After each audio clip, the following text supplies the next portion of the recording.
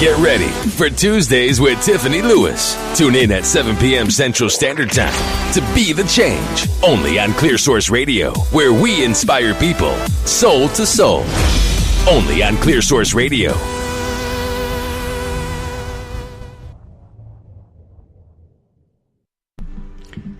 Hi, everyone.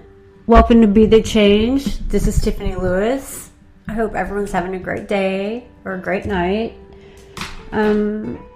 Couple of things up front. I'm going to be discussing some very sensitive issues today. If you haven't seen season 2 of 13 Reasons Why, please note this is going to be a little bit of a spoiler alert, and I just want you to be aware of that up front. Also, we're going to be talking about homicides, suicides, and mass shootings and school shootings. So if any of those are a trigger to anyone, you might not want to tune in. All right, so I'm going to jump right into it. And here's kind of what prompted me to discuss this with you tonight. So there's this show called 13 Reasons Why. And for those of you who have not seen it, it is about a high school aged teenage girl and all of her friends. I think they're in their junior year, so 15, 16 years old. And without giving too much of the show away, let's just say that some events happen to her. She gets bullied. She is sexually assaulted. Pictures are spread like a wildfire. Rumors, as you can imagine, on online social media. So whatever happened to her was exposed widely throughout the school. She was shamed, she was called names, she was bullied, and really she didn't do anything wrong. As we delve deeper into the season. But season 1 is called 13 Reasons Why because there are 13 tapes, and she entrusts a friend to make sure that all 13 tapes go to all 13 people. At the end of each tape, the listener is told who to hand their tape to. So that's their tape. And each one's about an hour long. And it talks about what each one of these people did to her or how they impacted her decision to take her own life. It's kind of odd. The season ended and it looked like she lived. It really seemed like she was going to pull through. She was in the hospital, and anyway, so season 2 came out the other day, like Friday, I believe, and I just watched it yesterday and the day before, and this is kind of off subject, but one of the reasons that I am able to safely and comfortably watch this show is because they're very honest about the fact that what kind of graphic nature is going to be involved on this episode. It'll tell you if there is an upcoming shooting, graphic violence, even the words sexual assault, because those are trigger words for people. It'll tell you that there's going to be images, and this show really went out of its way to give you clear warnings so that you can choose if you can handle watching that episode or not. All right. And the things that happened to this girl, Hannah, and her friends at school, because this was a ripple effect. A lot of things happen to a lot of people. It's high school. And it obviously affected the entire community. Come to find out that the things that had happened to her obviously had happened to a lot of other people. They obviously happen all over the world today. the leading death among teens is suicide, and especially by firearm. And I know this is a sensitive subject, especially right now, and we'll get into that, but I just want to tell you a little bit more about the show.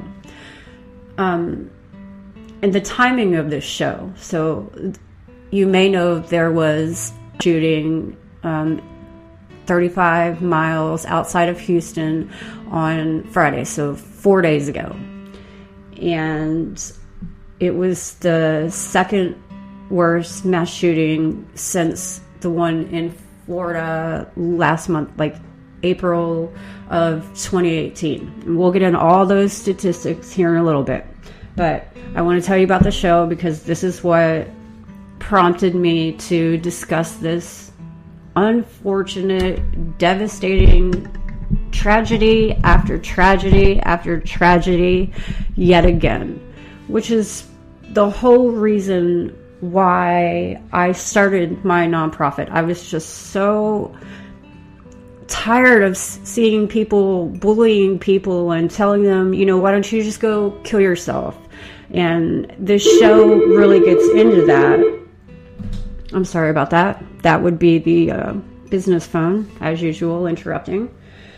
All right, kind of lost my train of thought for a minute. But, all right, so season 2 of the show, 13 Reasons Why, clearly demonstrates that she did not survive as we thought she had at the end of season 1. And again, I warn you, I'm going to spoil the big sign saying spoiler alert. I'm going to talk about this because, like I said, the timing has a lot to do with why I decided to discuss this tonight.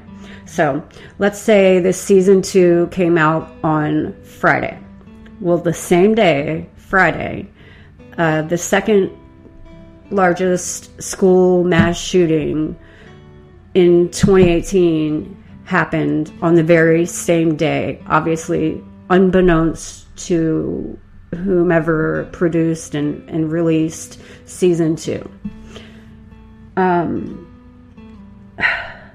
the season, not only does it discuss, again, there's only 13 episodes, just like the first one, but it's not told with the same narrative. At this round, she is obviously gone, is not living anymore, and it starts to bring forth the things that were discussed in the tapes. The tapes get released, everybody hears what happened to her, and a trial ensues. And that's all I'm going to spoil that much about. But it goes on, and as it gets darker and deeper, and the kids start fighting, and the bullying continues at the school by this one particular group of kids, the jocks, if you will, and you begin to discover that this is something that they've been habitually doing for years, and a lot more people knew about it. And Hannah was just one of the many, I don't like the word victim, so I'm going to say, well, I guess in her case, she is a victim. She fell victim to it. She took her own life by the hand of suicide. But some of the others are survivors. So this is something that's happening over and over again. It starts with bullying. It goes to online social media. It goes to show that one picture can ruin someone's life so fast. And that's the world that we live in. But it gets a little bit darker.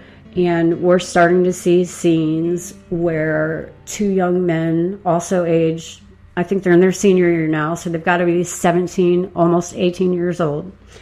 And they start using guns. First, without anybody knowing about it, and they actually deny it to the parents, the gun owners, basically. Which is the parents of one of the boys, who is this kind of, real quiet, good kid. He gets in the mix with somebody who is more rebellious. It's your typical labels that you could possibly put on someone. Normal kid hangs out with a guy who wears dark makeup and dark clothing, and all of a sudden this label comes into play, whether it's true or not. So that's what happens. He he gets involved with this guy and begins a new group of friends. And then things take a really twisted, dark turn, and they start playing with firearms. And it's innocent enough in the beginning.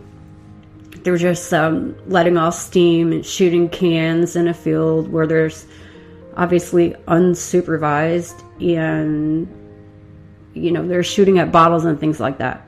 But as you can probably predict where this is going, it turns into guns make you feel powerful. And, what if we could do something to stop all this craziness that's going on at this school with this trial, how much it's tearing apart this community, how the school knew about what was going to happen to Hannah. She spoke about it. She, told the right people, let the school know. She even read a poem aloud that basically said what had happened to her and that she was going to take her own life. And the school and the administration did nothing about it.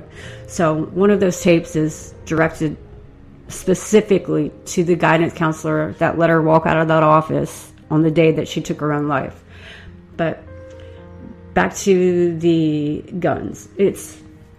And I haven't finished watching the season because it's got me a little upset, again, with the timing of this being released on Friday after another school shooting on Friday.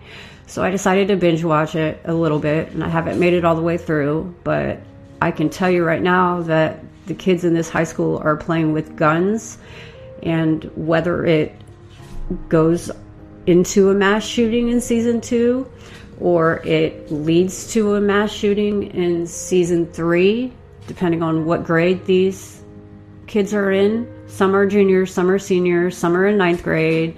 I mean, it's a high school, there's 4 years. But I can see it leading to a school shooting in this show.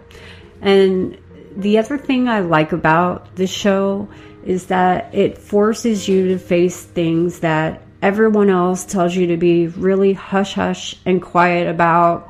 There's this silence that's been needed to be broken for a long time, right? Also, there's this aspect where your school says, oh, we have all these, safety precautions and measures in place, and you can come talk to us. Come talk to an adult, right? That's what you're supposed to do if you're in danger, or if you suspect something, or you're feeling suicidal, etc. That's what they train you to do. Even I tell people to find a safe adult to talk to. But when that adult knows that this is going on and is completely aware of it and does nothing about it, and it ends in a shooting, a mass shooting, or suicide or homicides, because this show touches on lots of different levels of lots of different subjects. So the school knew about it, as is, the case with, as I've done my research today, since this is updated research, since the last shooting happened 4 days ago. Actually, come to find out, another one happened, I believe, today. I don't have that information in front of me, but I have a lot of other good information. So, I just wanted to talk to you about that show a little bit and let you know what that was about, because it's important to understand that these kids are coming forward. They are talking about it, and for whatever reason, the school is just completely ignoring it. And what is a child supposed to do with that? This is a school, you're supposed to trust them, right? They tell you to go to the adults. Like I said, even I tell them to go to the adults. And here we are, and they're doing their best part, and they're going to the adults, and the adults are completely ignoring the situation, and it ends badly. There is no good ending for this. It's not fair. It's not right. But it's true. That's what's happening.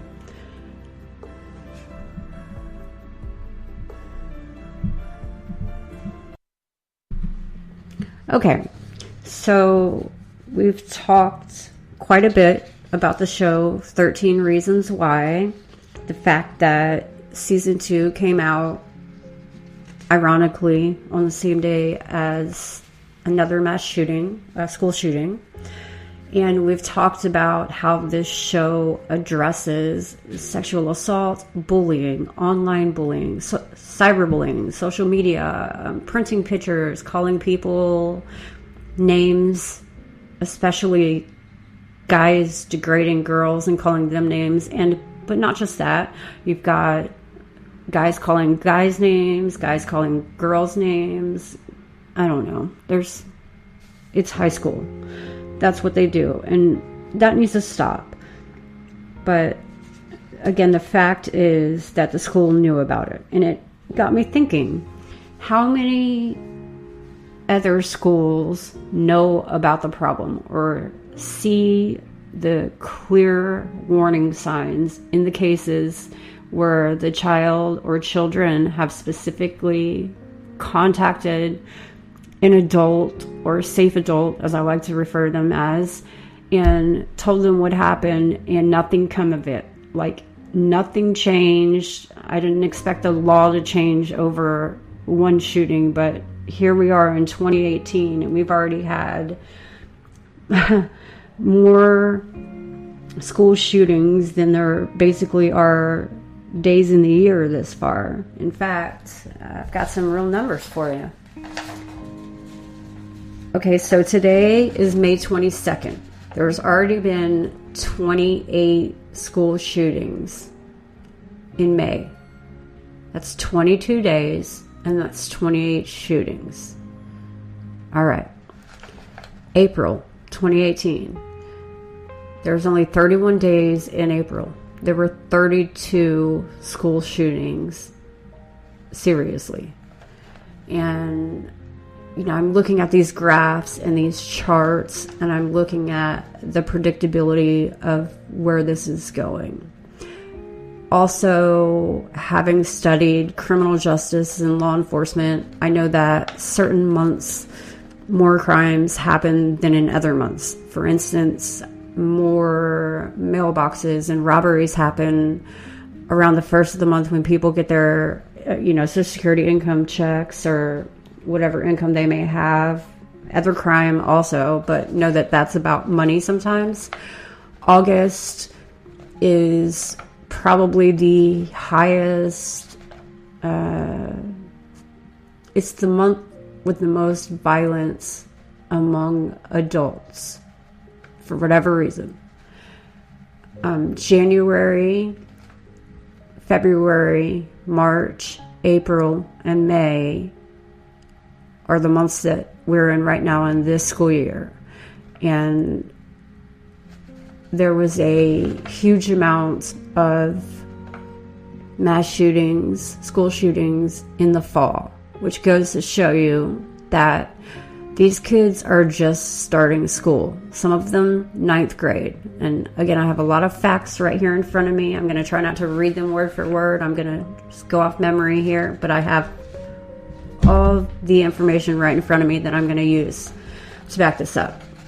So it goes to reason. If school starts in August and September, and you're in 9th grade, and you're entering high school, and you realize what high school can be about and how terrible it is today in the world that we live in, where all you have to do is just basically make one wrong move. You slip, you fall, you drop a pencil, somebody takes a screenshot of it, and the next thing you know, there's a sexual harassment suit because you bent over to pick up your pencil. This is for a girl or a guy that is open about his sexual orientation.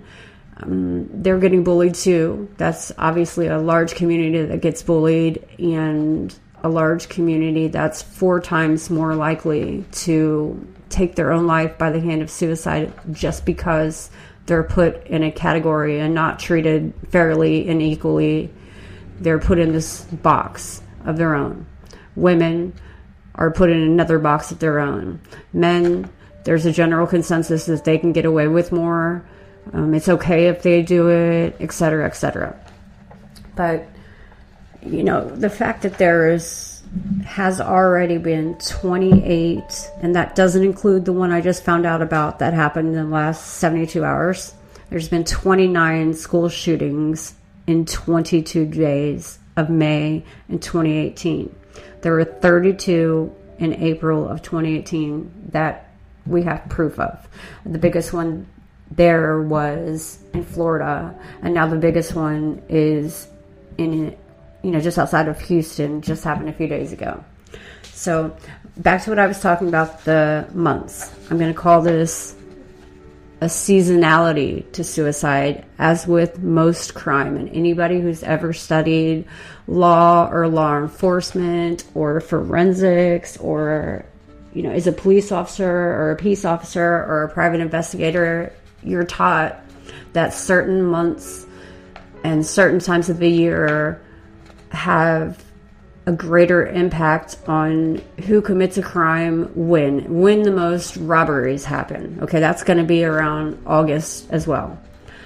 The first of the month, that's when people are going to rob people for the money that they may get. And we're talking about elderly people being robbed or held at gunpoint or whatever the situation is by probably someone younger than them, just looking to steal their money. I'm not going to get too much into that, but so yeah, there is a seasonality to suicide, as well as armed robbery, as well as petty crimes, as well as misdemeanors, as well as, I can't put school shootings in there, but I can put suicide in there. And when we look at the data, it turns out that most adults tend to take their own life in the summer and the spring.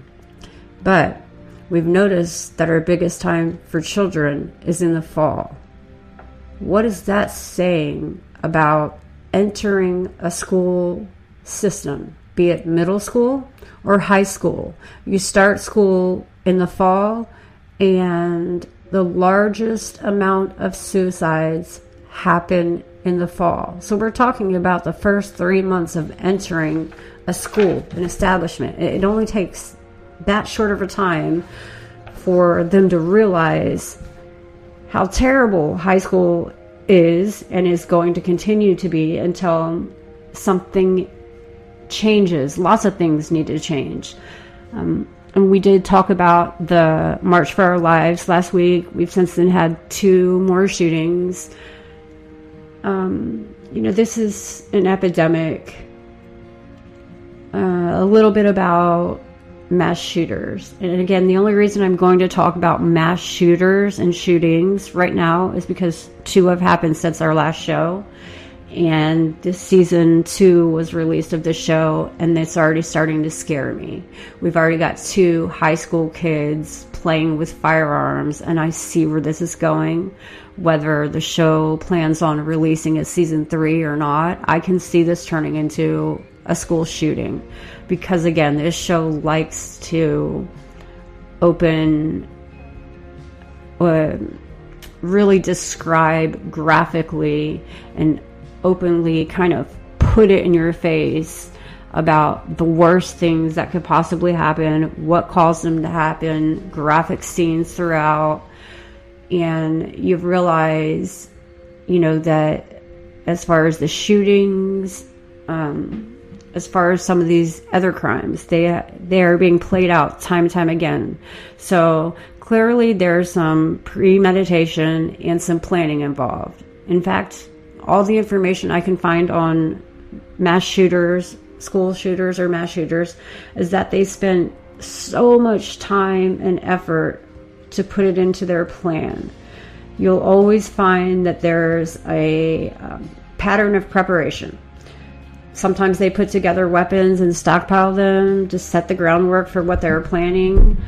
Sometimes they announce it or brag about it, kind of what they're doing in this show that I'm referring to. They're talking about, gun gives me power, let's go shoot a gun. Next thing you know, they're bringing guns to school, seriously. And so that's why I think a school shooting is going to come into this show. But the reason for this show, if you do enough research on it, is to be loud and in your face and show you the impact that every single decision that these kids and these teachers and the schools and the administration are making or choosing not to make or to ignore or to slightly address, because they don't really want to address it because they think that it's like idolizing it and it's actually going to cause people to kill themselves just by talking about it. Well, we are way past that. These suicide rates are not dropping. The school shooting rates are not dropping. And enough with the silence. This show is going to go viral. Season 2 is going to go viral just like season 1 did. And it's going to cause a lot more organizations and lobbyists and politicians to have to face something. And also schools, teachers, guidance counselors, and parents to be held accountable for the actions of their children, but also to be paying more attention to their children and see some of the warning signs, because not all of them are really obvious, but the more research I do, the more it seems like they've already put a label on the type of people that go into a school and shoot children and teachers. Sometimes it's people who made fun of them or bullied them. Sometimes they just hate the school. Maybe they're tired of being bullied. Maybe they're just exhausted with it and they just want others to feel their pain. Maybe they have mental illnesses or mental illness. And those are usually the ones that take their own life after they have completed a shooting at a school. So, goodness, this is hard to talk about, guys. And mostly because they're putting labels on a mass shooter. How do you put a label on a mass shooter? It's just like being able to put a label on a suicidal person. What? Are they crying for help? Are they reading poems in class? Are they coming to you? Those aren't signs. Those are asking you to help them. Any threats of suicide need to be taken seriously. Anybody talking about it, idealizing it, thinking it through. Suicide is thought out long-term as well as short-term. Suicide is planned and thought through carefully from every angle. But what it is also, it is able to be changed or intervened or prevented at the very last second. Did you receive a text message from somebody saying, I can't do this anymore, I give up? Well, what did you do or not do to intervene? Do you not take it seriously because they've done it before? Because your average person is going to attempt suicide 25 times before they actually succeed. That's a fact. Now, school shootings. Here's the labels that they're putting on these kids. And this goes... Oh, guys, this goes so deep. I just saw a boy that took his own life. He was 8 years old. And you probably know how I feel about that. That may not have been bullying. That may be something going on in the home. Because I believe that, from ages, let's say, old enough to know what suicide is, let's say 6, 7, 5, up to maybe 11, 12, even before junior high, even before high school. That's what I believe is something happening in the home, maybe not necessarily in the school. That's abuse happening or has happened to them and continues to happen, and suicide is their only way out to escape the abuse. As they get a little bit older, they probably are still living with that. Now let's add bullying and all of these other elements. And, this is where we are in 2018. These are the children that we created, and look what we've turned them into. And this is what happens when you alienate parents from children, and parents badmouth the other parent rather than co-parenting. And yeah, I know it's hard to do, but also this is what happens when you keep weapons in your house, because when you have weapons in your house and you have a child that has access, or even a teen or even an adult that has access to that weapon, pills, or any form of poisoning that could cause their life to end, it's because you allowed them to have access to it in their own home. So parents, that one's on you. If you have weapons laying around that your children know the combination to the safe, and when you're not paying attention, they're over here learning about guns, maybe even building their own guns like they did in Columbine, you need to be paying attention to what your kids are doing, what they're into. And here comes the really stupid labels. All right. So often it is the hindsight that the friends and family of a mass shooting perpetrator realize that the bloodbath was actually a climax of series of foretelling clues from angry, violent, paranoid, withdrawn who have a newfound fixation for guns. And such devastating epiphanies beg the question, can we predict tomorrow's next shooter? Can we predict the next school shooting? I mean, obviously we can't predict what school is going to happen at, but let's look at the people who are the shooters. Let's look at their access to guns. Let's look at teen suicides, children's suicides. Let's look at the access. And we're going to get real heavy for a minute.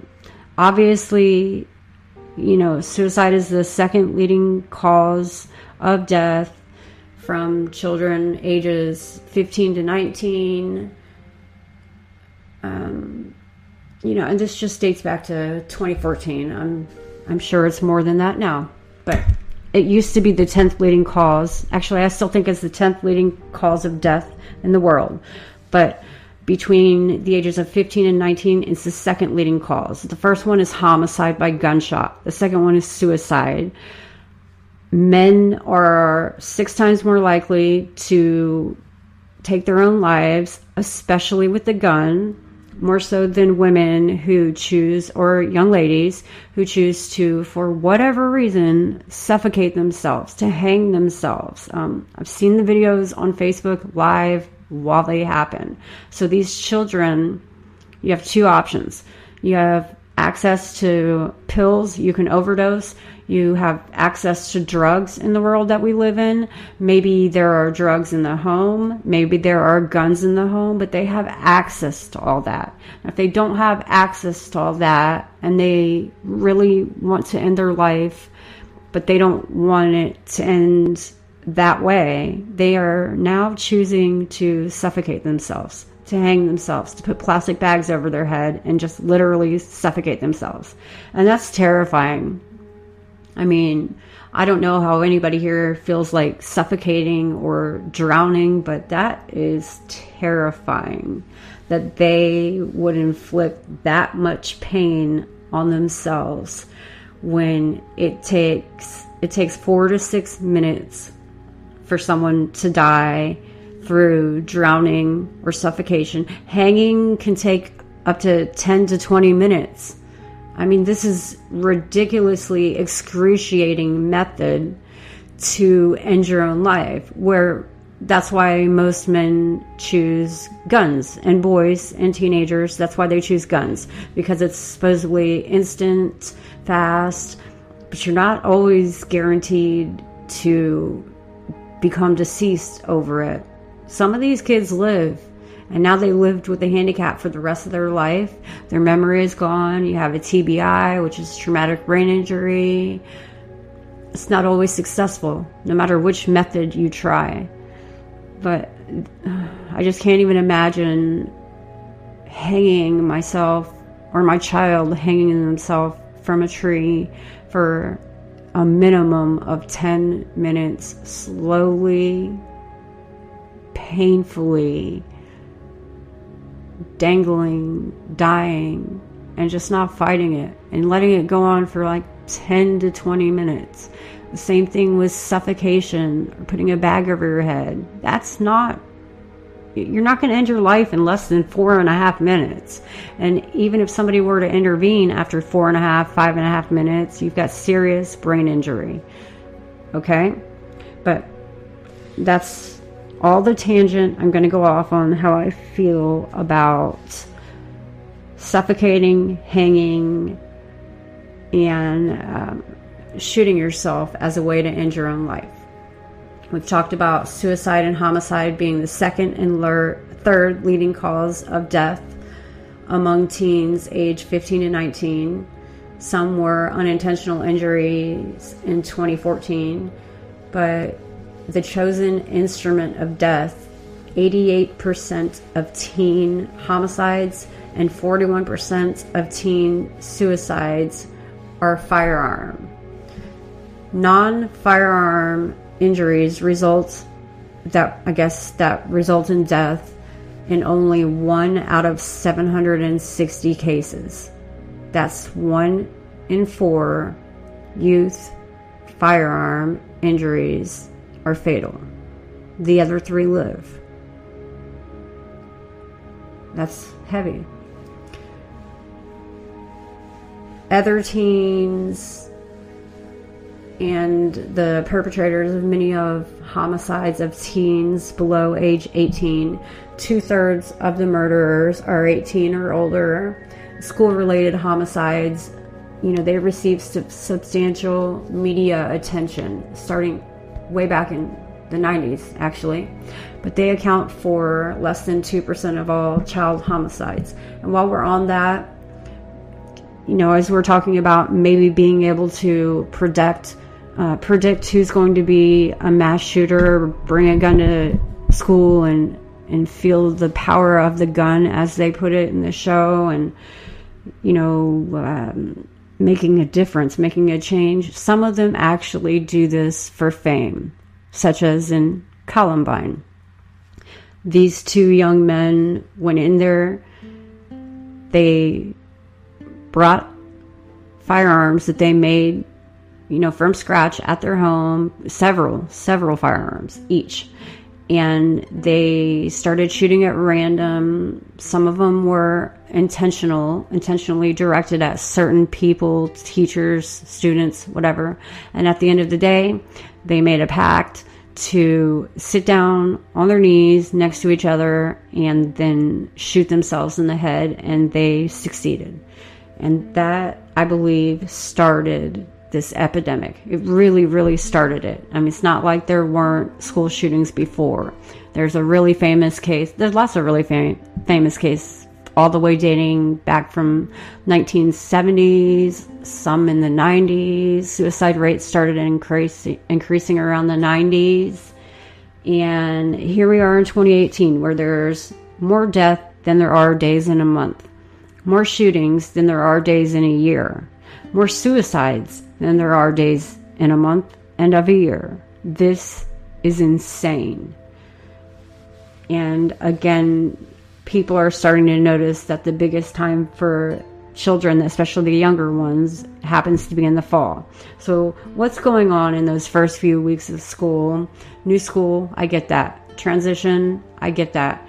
But you're being brought into a world with children that are, 4 years older than you, who are picking on you because you're the new kid, or, I don't know, maybe you didn't have many friends. Maybe you just moved there. Maybe they're just cruel. Maybe they're just mean.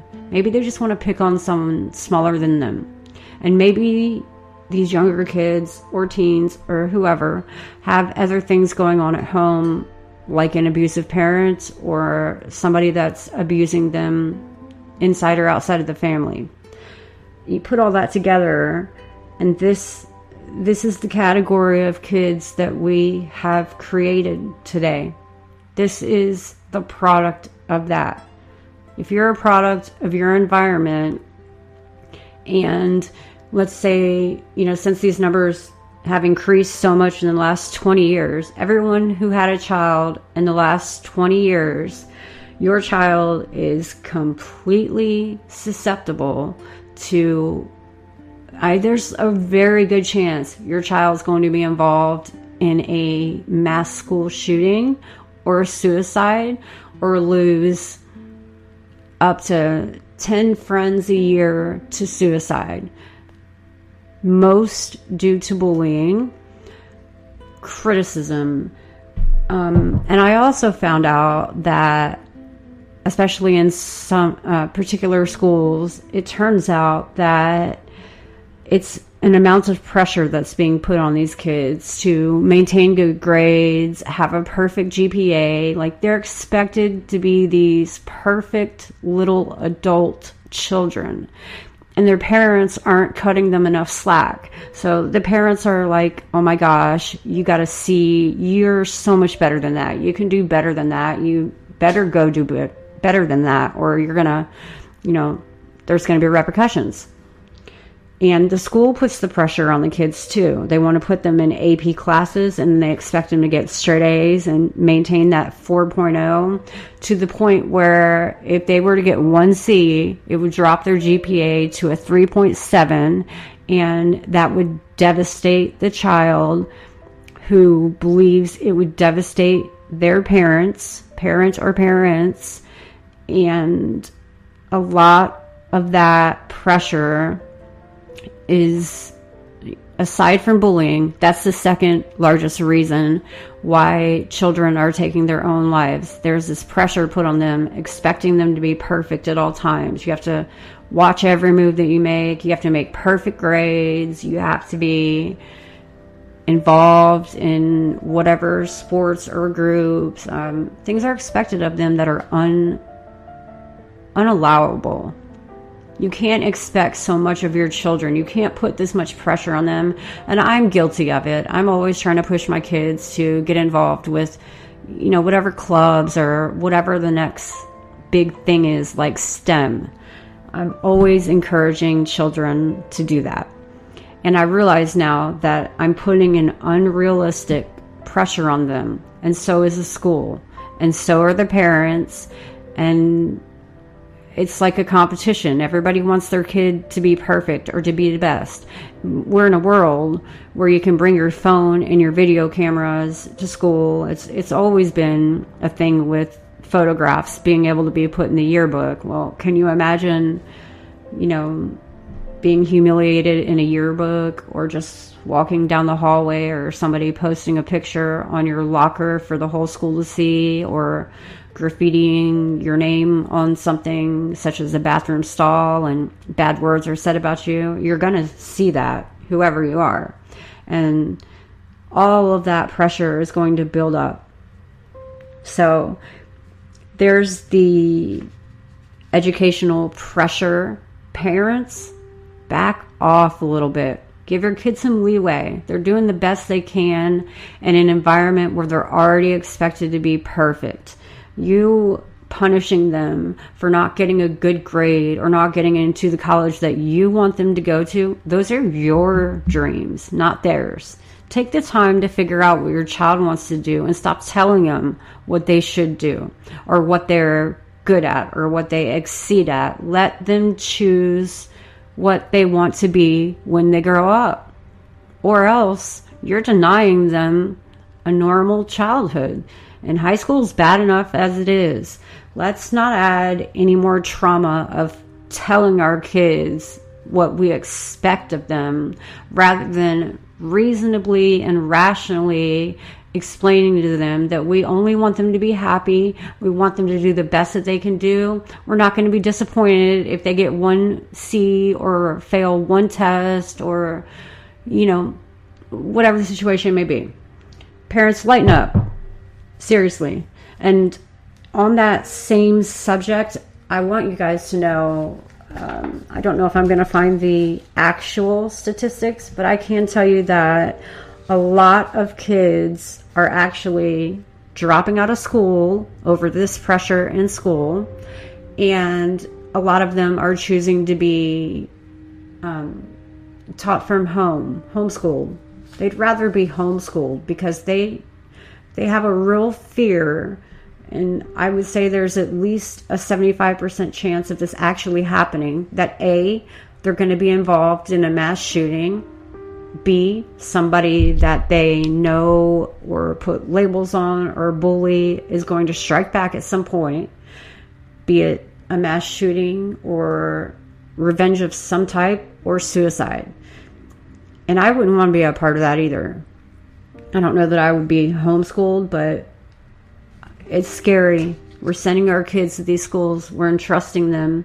They're coming forward. The ones that do, they come forward. Nobody's doing anything about it. How many more of these is it going to take? We've already had more suicides and school shootings since school started than there are days of this year so far. It's ridiculous. I think I told you in the beginning, there were already, there's on average 300, 400 school shootings every year. And we're talking about a school year. And this has just continued to increase starting in, we'll go back to the 90s, but 2013 to 2018 is when this increase happens. And if you look at, say, a diagram, a chart of the ages of the children and how many school shootings, and it's happening in every town, you can kind of predict how bad it's going to be in 2019. And I don't have all the answers of what it's going to take to make changes this big, but it is huge and it is imperative, and we're running out of time. We're running out of excuses for why nobody's doing anything about it. We're tired of being silent and silenced. This has to stop. The bullying, I strongly have always felt that a bully either just wants to feel bigger than somebody, or, more often than not, the case is the child is being bullied. I can tell you that from personal experience. You're being bullied at home, and we're a product of our environment. All you know is to bully because it's being done to you. And that's not an excuse. I'm not making excuses for anyone. There's no easy way to discuss these things. And there's no one way to prevent these things. But as far as suicide is concerned, know that this person is still contemplating it all the way up until the second that they follow through. And depending on their method, it might not even be a successful follow through. The average person is going to attempt suicide, around 25 times, which sounds crazy, and I think that some of those statistics may be coming from unintentional overdoses or something, because that's a really high number. But whoever has attempted suicide will attempt it again, has attempted it before. This is not the first time. And so what do we do about that? Honestly, what do we do with the kids that are bringing guns to school? Parents, why do they have access or knowledge? Are they getting the knowledge to build the guns off of Google? Where are they learning how to build bombs and guns? Are you teaching it to them? Where are they getting this information from? Why is it so easy for teenagers to make homemade weapons and bring them to school and nobody notices? And there's also this ongoing long trench coat. They hid their guns under their coat or their jacket. Maybe you guys need to have checks at the beginning of the school, just like at the airport.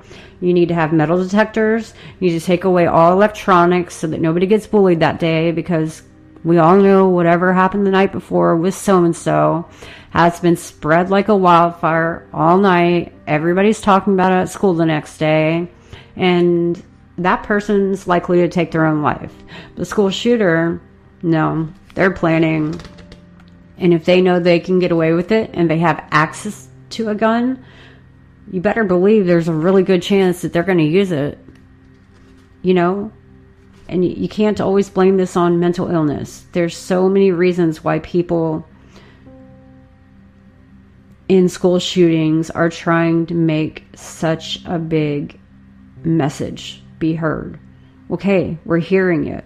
Same thing with suicide. We hear it. Now what are we going to do about it? So, I know that was a lot of information to digest. I actually didn't even get through half of it. So, there's probably going to be a round 2 next week because I have a lot more statistics for you. And, you know, warning signs. Warning signs are when you exhibit behaviors such as what all of a sudden being withdrawn, hanging with a different crowd, dressing differently. Those have always been warning signs. But is it a warning sign of suicide or homicide? What are you doing about it? What are you continuing to do to allow it to build up instead of intervening?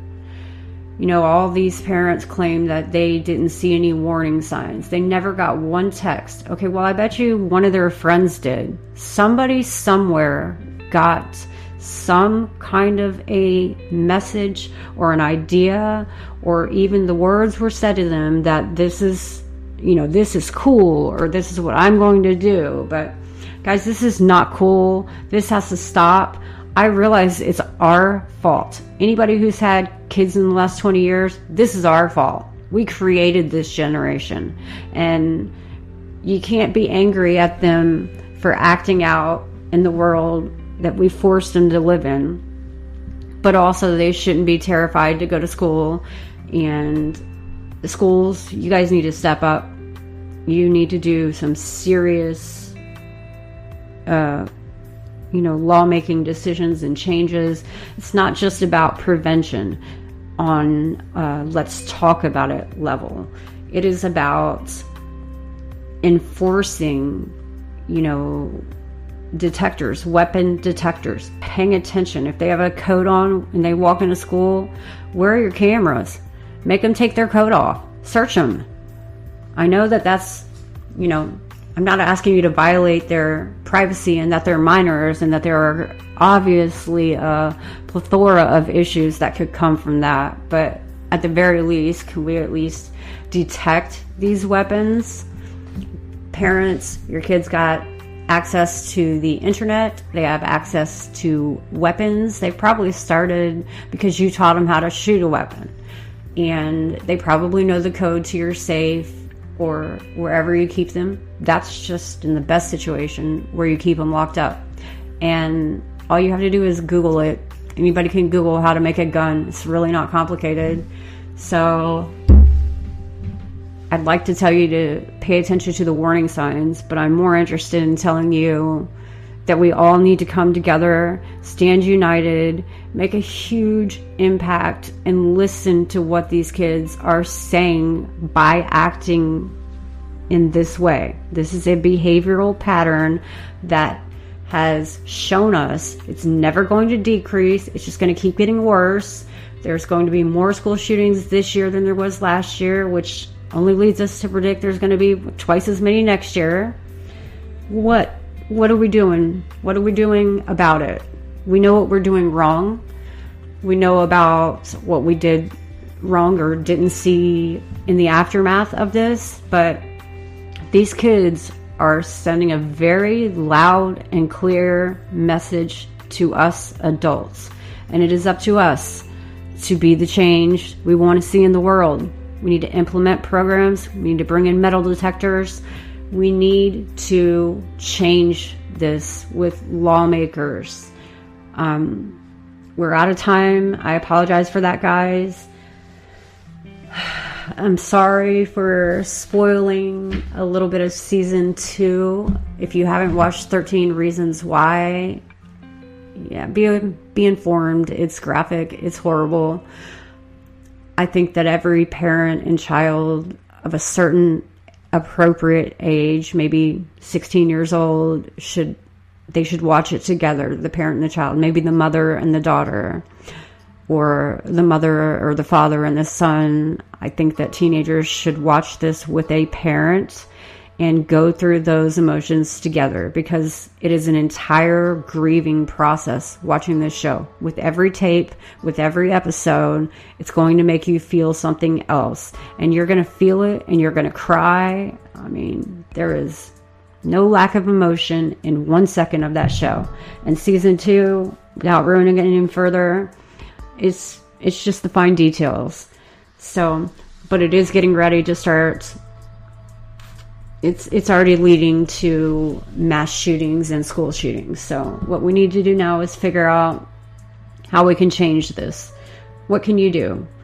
I know that each one of us can only do so much, but if a whole bunch of us come together and make a stand, and it's going to take more than a stand, it's going to change the way we react to finding out that these things happen. Because if their reaction to whatever is happening is to automatically turn to violence, bring guns to school, start murdering people, and or taking their own life, they're reacting. So why aren't we reacting to their action if they're reacting to our actions or lack of?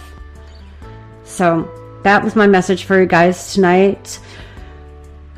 Sorry it was so heavy, like I said, but I hope I got through to at least a couple of people. I hope that you guys see that it's our turn to react to their reaction to our actions, and the school's actions, and the other children's actions, and the parents that aren't being held accountable for turning that child into that person. I can't blame every parent. I can just blame the abusive ones, or the ones that let their kids play with guns. I can blame you. And this needs to stop. But on a lighter note, it was really good talking to you guys tonight. And goodness, I hope by the next time I speak with you, there aren't another 2 school shootings, or I don't see any more 8-year-olds taking their own lives, or any other age children for that matter, because this is exhausting, especially the empath who feels things on such a deeper level than everyone else. This hurts, and I realize what we need to do, and I hope that at least a couple of you that heard this show tonight, or will hear this show on iHeart when it comes out, probably tomorrow, will get my message. The last thing I want to talk to you about, I want to go ahead and set the stage for a new show that I'm going to be doing. All I can tell you about it right now is it's called Decoding the Unknown. It is not a paranormal show, even though it sounds like it. It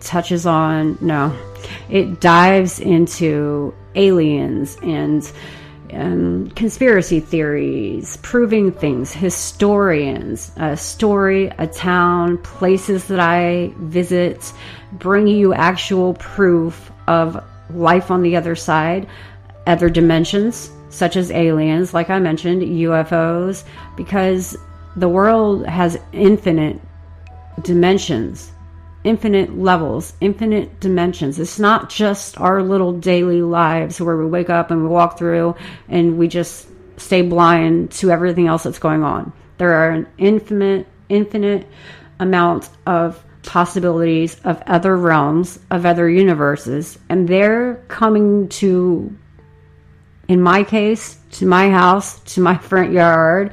They're following me, and I'm eager to share some of these pictures, videos, audio, all the information that I have. It's creepy.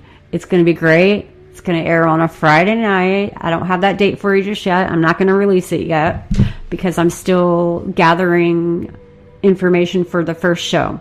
The first show is called Graveyard Sessions. I've been visiting graveyards, and that's all I'm going to tell you about that. I have a lot of good material recorded for you, a lot of good videos. And from there, we will every episode we will discuss something a little bit different, and we'll make you a believer if you're not. But if you are a believer, you're going to love this stuff. It's amazing. It's true. It's real. It's raw. It's unedited. But, all right, you guys have a good night. Don't forget to look forward to Decoding the Unknown. Pay attention to Clear Source's Facebook page, or go to the Facebook page called Decoding the Unknown. And I'm pretty sure it's facebook.com/encode and the number 8. Yeah, I think that's it. Decoding the Unknown. And follow that page. And I look forward to sharing those experiences with you guys. So everybody have a good night. Thank you for tuning in as usual. Thank you to all of my loyal listeners. You guys are going to have an opportunity to start calling in, especially on the new second show, Decoding the Unknown. This is an interactive show, which I intend for this one to be too, but these issues are kind of, hard to discuss, but that doesn't mean I'm not open to it. But Decoding the Unknown will definitely be an open conversation. I'll have the phone lines open. I'll release a phone number. You can call in live anytime. You can come on the air. It'll be on iHeartRadio. It's going to be great. So, guys, have a good night, and I'll talk to you again next week.